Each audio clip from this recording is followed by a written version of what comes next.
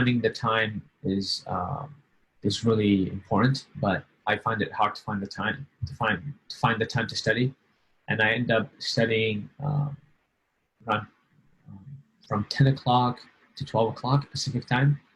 Um, and what I do is when I study, I would search online, and then I would go online and I would I would research the question, and I would read every comment about that question. I would read every answer about it. I would read whatever I can. And I feel like I need to do that because I don't really have any background in English LSAT writing or English LSAT reading. And English is my second language, obviously.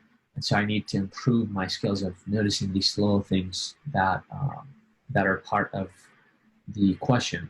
And in the LSAT session we held yesterday, I was actually laser focused, and it was just mind blowing just hearing these little things that could change the whole meaning of the sentence, and these little things that some things you need to let go of, and some things you need to understand. So to recap, my biggest issue is time waste and having comprehension of the problem that I'm reading. I hear what you're saying. So do you think it's possible that perfectionism plays a role in part of this? I wrote to myself, perfectionism is not a key. You just need to learn how to sprint. But then I went back a few days later and I said, you need to learn how to walk first. And every time I go back to that thing I know on my timekeeper sheet, I always tell myself, well, I need to understand it so I can do it better. And I agree with you, perfectionism is an enemy in this case, but it's just, I don't want to sprint past this like I didn't learn anything. And the reason I also share that, and this might be a bit personal, but I'm willing to share it with everyone out there in case anyone is coming across these issues. I used to have PTSD, and now I have ADHD and I have ADD, and I'm recovering and I'm learning a lot. And sometimes when I'm reading, my eyes start to hurt. I see things bubble. I have a lot of pain when it comes to studying. And so I'm not sure if I know perfectionism is an enemy, but I'm not sure how I would to avoid the enemy in this case. I would love your coaching on it. Sure. Well, here's a great question. And it raises something for me because I went the perfectionism route first because that was the easier, more obvious route to take because I sensed that you were calling that out in yourself too. But let's look at the other end of it. How could that relentless drive to thoroughly understand a problem and look up every resource and every explanation and every word and phrase that might make an impact, how could that help your LSAT journey? I feel that I need to do that in order for me to understand the problem, and in case it's thrown at me in a certain way, or as they say in baseball, someone throws a curveball, you really know where it's going to go or where it's going to end up, and you just hit it right out of the park. I honestly think you're the LSAT guru, obviously, and I don't think I know what I'm talking about, and I think I'm reading and researching every answer and every post out there just so I could have more information that would make the process of understanding every question easier. So when I encounter this question again, it's easier for me because I've already seen other techniques. I've already learned what people have to say about it. But yeah. Well, I sense that you're incredibly motivated. Not everybody is going to relentlessly look that deep to thoroughly understand a question. So then my question is, you've got the motivation, but you also talked about earlier about fitting in the time. Yes. So, yes. So what exactly is the issue? I can guess at it, but I'd rather you share. I think obviously being professional in today's world and finding the time to study is challenging, I would say. I have a big foster family, and we tend to be involved socially. But beside that, finding the time is just the most difficult part because I work sometimes late, and I wake up early morning, and I still want to work out. I still want to have some food. I still want to spend time with the family. And really finding the time to study the LSAT when every time you go back in, you have to spend, and I kid you not, you have to spend over 40 minutes on a question. And then you look at the clock and like, oh my God, it's 12 o'clock and I just seen 2 questions. It's disappointing, but for me, what I've been doing is just telling myself you gotta learn how to walk for a sprint. And I don't really look at how many questions I've done. I just look at the research. But obviously you have a better idea. And I did read your post about when you started to study and you studied everything out there and how much of time waste that was. But I never really comprehended what's the better outcome and how I can go about doing the better outcome. Well, thank you for sharing that. So we could talk about scheduling tactics, and I've got plenty on that. As you know, I have study plans and I break it down day by day. I even break down within a day, breakfast, study, lunch, study, socialize. Maybe not socialize in person too much these days, but the idea is that you have some personal time as well to take care of whenever you need. So I've covered all that already. All that's pretty general. And to be frank, it's not that exciting. That could apply to GMAT prep or GRE prep, or really writing a novel if you want. Just breaking it down to manageable chunks. I do it for the LSAT because that's my niche. What I find more interesting here as a focus is you say, okay, so you carve out some time. You might carve out 40 minutes here, an hour there. Maybe you wake up at 4:30 a.m. instead of 5:30 a.m. Or maybe it's 8 a.m. instead of 9 a.m. Or you stay up later. Or you say no to that one social engagement and instead you study. You could do all of that. The question is, when you've got those 40 minutes or those 60 minutes, do you feel you're using them productively? You're saying 2 problems in 40 minutes, 20 minutes reviewing a single problem. Is that worth it? To me, that seems to be the key question here. So minor correction, 40 minutes on one problem. Okay, even better, even better. 40 minutes on one problem. Yeah, which is just, sometimes to me, it's just mind boggling. But I guess I'm stuck. I don't know what's the better way to study, and saying, is it effective? I read everything. And as I say it, I sigh because it is long. 40 minutes on one problem, it does get overwhelming. I spent 40 minutes on a problem, and when you look at the clock, it is frustrating. Is it productive? I'm not sure. Honestly, I don't know. But I end up basically reading everything, learning about the different things that every tutor has to say, or every person out there has to say about this particular problem. And then when I go back to it, it basically in my head okays the time that I'm spending on it. Now, honestly, I'm not sure if it's okay. I'm not sure if there's a better way. I assume there is a better way. I just don't know how to get there yet. I don't think it's productive, to answer your question, because if I were to continue on that rate, then I'll probably need 3 years to really finish with the LSAT. And that's just not doable. Let me ask for one clarification here. When you say one problem, do you mean a game with maybe 5 or 6 questions, or you mean one specific question out of a set of 25 or so? One specific question out of 25 or so. Okay. So that's deep analysis, and you're getting from multiple sources. Yeah. And some of them will say the same things. Some might say slightly different things, and you could pick up different things from each one and make your own understanding out of that. Yeah. Are you doing this for every problem that you complete, or only the ones that give you trouble, or only the ones that you get wrong? So I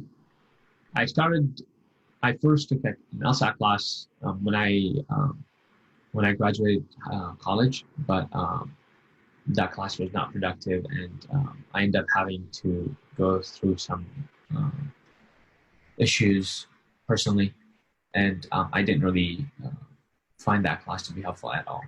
But after finishing that class, now what I start to do is I just do my own research, because I feel like I don't need to do any more oratory or any more presentation. I just need to focus on really spending the time honing my skills. So when I read the question, I would tie down, or I would lock down the 2 possible answers that could be the answer.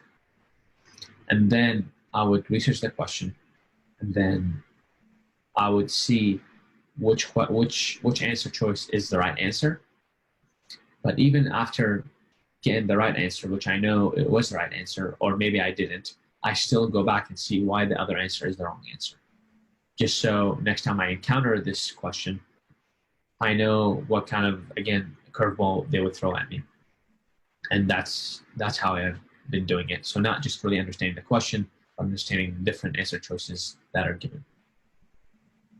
Honestly, to me, that kind of analysis doesn't sound like a problem. To me, I wish more students would do that.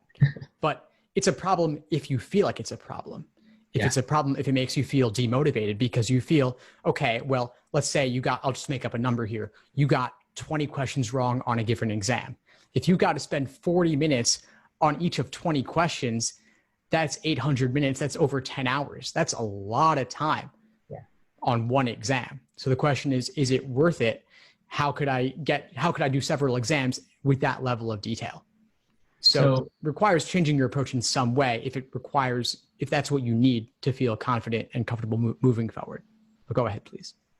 Yeah, honestly, I think that's a valid conclusion what you said. And the reason I say that is because I tried during my lunch hour, I tried to do 2 problems, 3 problems, but then because work's so stressful, I end up doing nothing. It's just impossible to really deep dive into one problem and understand it. So to be honest, the way I have been keeping myself motivated and the way I have been feeling okay about myself is basically by reading The Economist, or reading any other news outlet that is similar to the LSAT language. And that way I would feel better about myself and not really do the problems. And I'll tell myself the more reading I do, the better I get at diagnosing these problems. And so is it effective? No, because like you said, it's impossible. You're right. Every day I wake up and this is my absolute true 100 feeling. And I have to put this into words and I have to face that. This is the reality.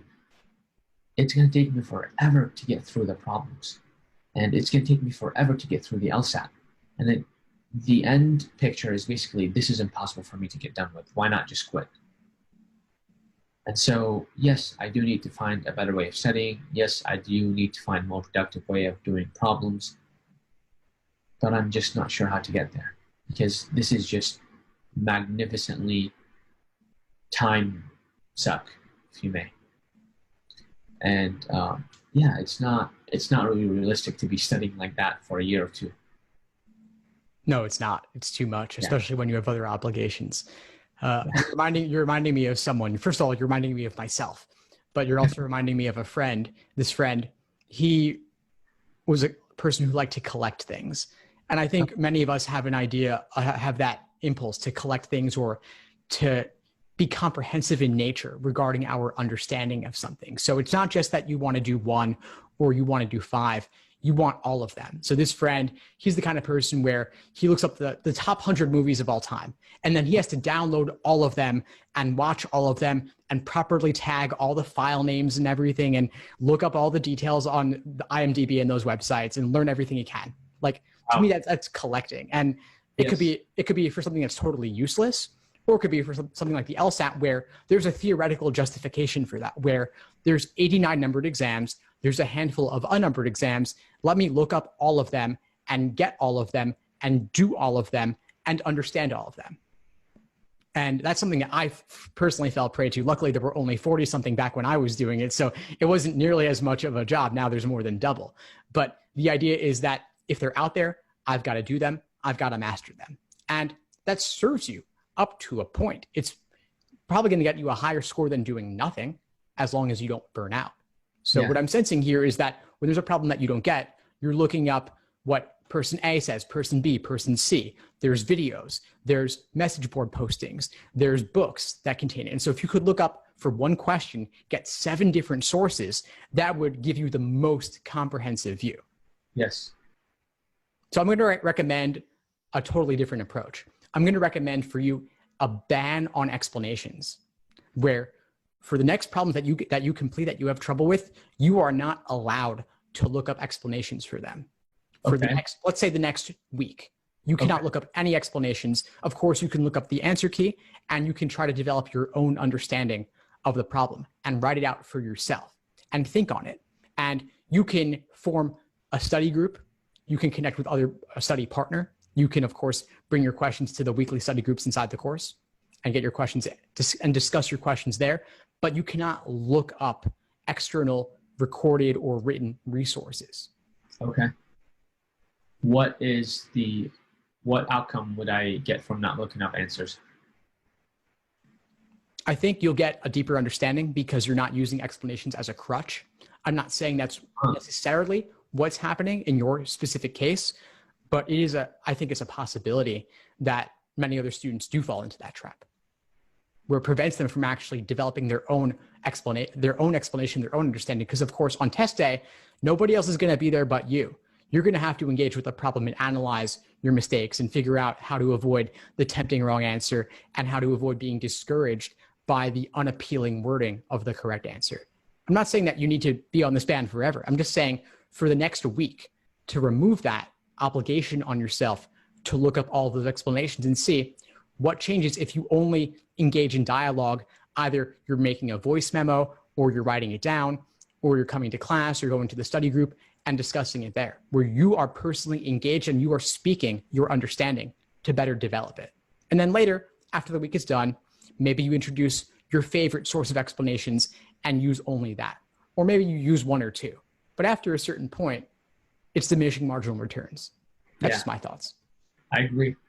Yeah, that's a great analysis. Absolutely, yeah.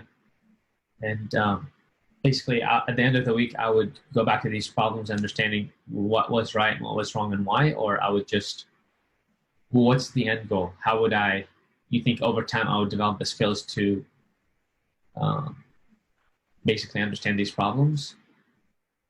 At the end of the week, reflect on it and see what it's been like to not use these explanations, and instead to discuss them and to create your own review process. I recommend what I call the Socratic review method, where you're actually writing out your own explanations from scratch. So you've got the problem, you've got the answer that you chose, you've got the correct answer, and you've got to think through specifically, let's say logical reasoning, what gave you trouble about the problem? Was it the stimulus?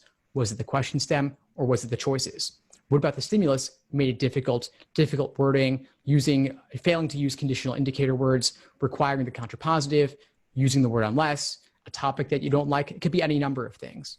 Or if it's the choices, let's say, what was tempting about the wrong answer that made it seem appealing, and what ultimately makes it wrong? And what specifically was discouraging about the right answer that pushed you away from it, and what ultimately makes it correct? And you want to reflect on all of that. And that takes time. That alone could take 40 minutes, but it's a different 40 minutes in nature because nobody is giving you the answer, not the answer and the answer key, but nobody's giving you the reasons why the wrong answer is wrong and the right answer is right. You're taking the time to develop it yourself.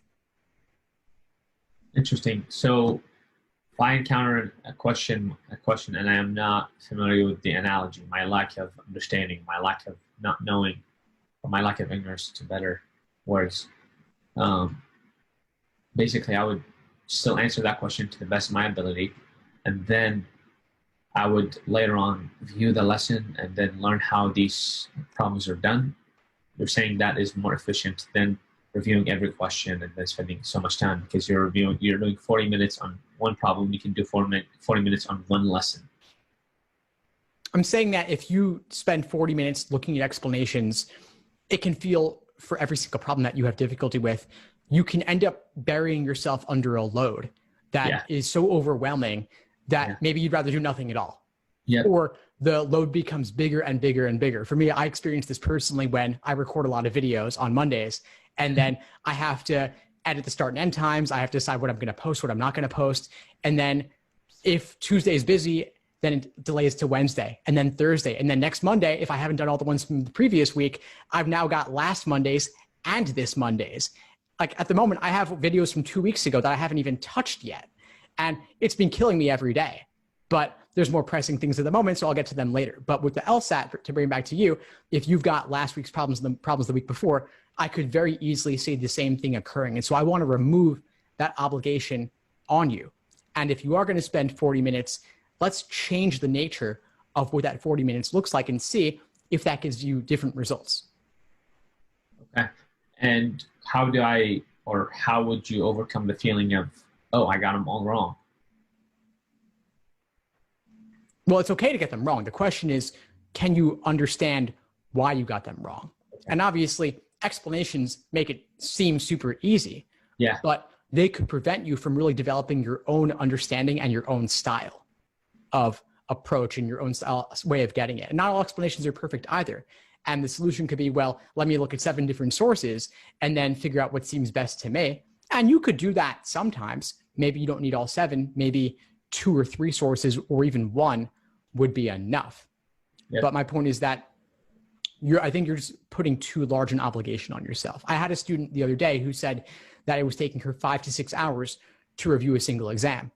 And she felt like that was too much. And I asked her, well, do you feel like you're getting value out of it? And her answer was yes. And she's using the Socratic review method.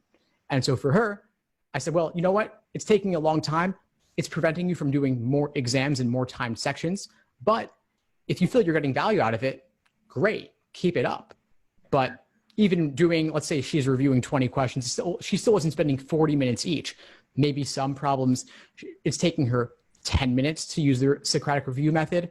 Others might take 15. Others might take 20. Maybe a super tough one takes 40 if you're reviewing it on your own with the Socratic review method, and you're also using all of these other sources, especially if you're watching videos. That could be time consuming too.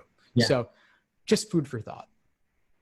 Yeah, I usually, whenever I look at a problem, and then I usually try to read, not to really look at videos, but whenever I do videos, they are time consuming. So this isn't advice for everybody else. I just put it at point 2.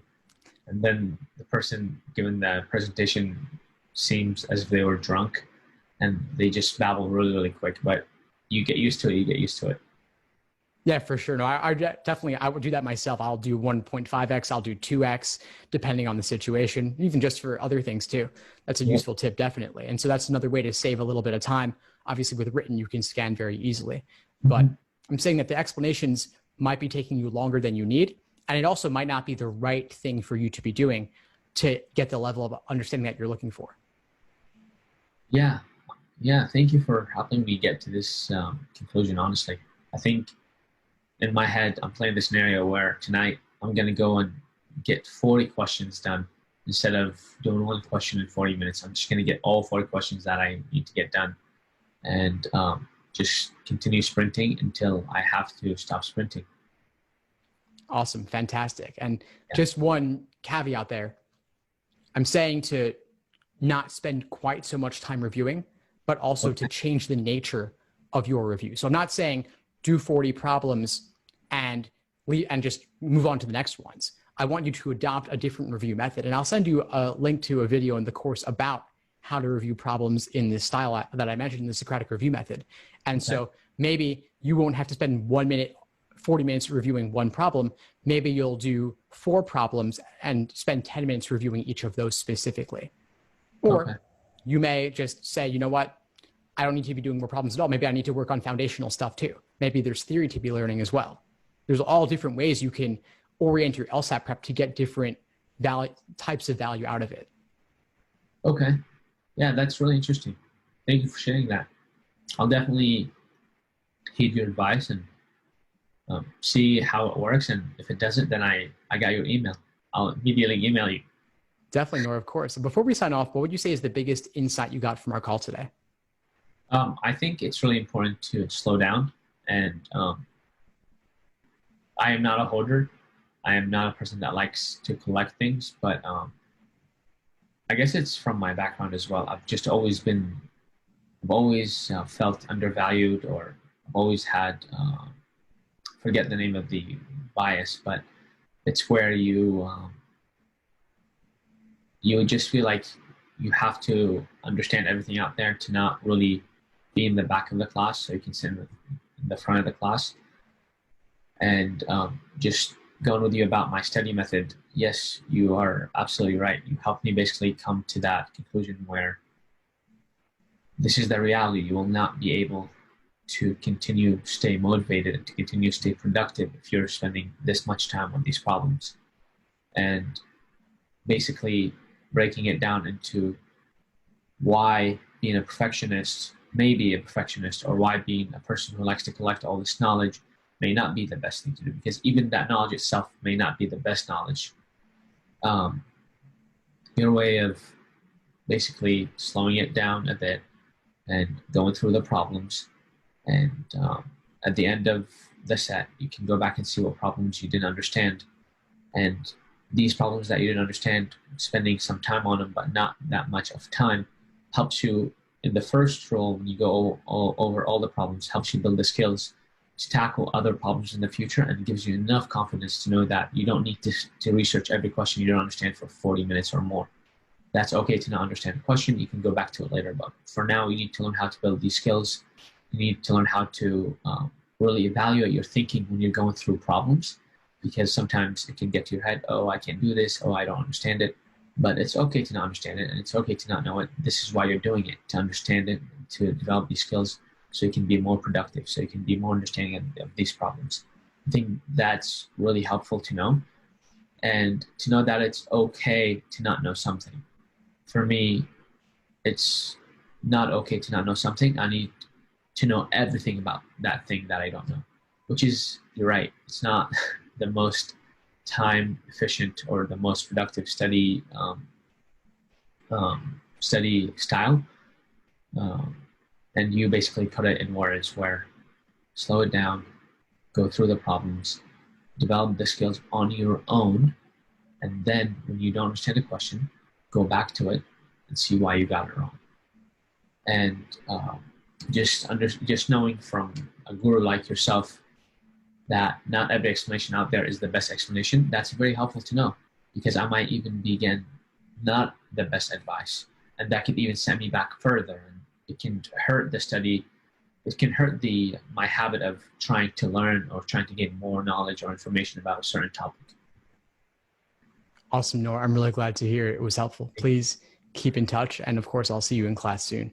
Yep. Thank you so much, Steve. And thank you so much for doing these great sessions for the LSAT community, and for offering great scholarships, and for always staying up to date. We appreciate you. And we enjoy your emails. Thanks. Thanks for tuning into the show. Please subscribe if you haven't done so already to be notified of new episodes as I release them. And feel free to reach out if you need anything at all as you move forward with your prep. I'm happy to help however I can. In the meantime, I'll wish you all the best and take care.